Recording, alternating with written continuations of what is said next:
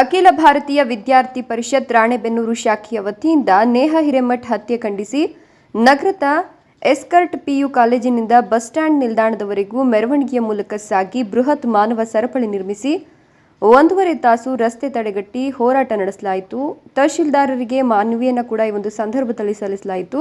ಈ ಹೋರಾಟದಲ್ಲಿ ವಿದ್ಯಾರ್ಥಿ ಪರಿಷತ್ತಿನ ನಗರ ಕಾರ್ಯದರ್ಶಿಯಾದ ನಂದೀಶ್ ಪೂಜಾರ್, ತಾಲೂಕು ಸಂಚಾಲಕರಾದ ಶಿವರಾಜ್ ಡೋಳಿ, ಜಿಲ್ಲಾ ಎಸ್ಎಫ್ಡಿ ಪ್ರಮುಖ ಅಭಿಲಾಷ್ ಬಾದಾಮಿ, ಹಳೆ ಕಾರ್ಯಕರ್ತರಾದ ನಾಗರಾಜ್ ಮುದ್ದಪ್ಪಳನವರ್ ಹಾಗೂ ಆಕಾಶ ಕುಲತ್ತಿ, ಧನುಷ್, ವಿದ್ಯಾರ್ಥಿನಿಯರಾದ ಸಹನಾ, ರೂಪಾ, ಚೇತನ ಹಾಗೂ ಕಾರ್ಯಕರ್ತರು ಇನ್ನೂ ಒಂದಷ್ಟು ವಿದ್ಯಾರ್ಥಿಗಳು ಸೇರಿದ್ರು.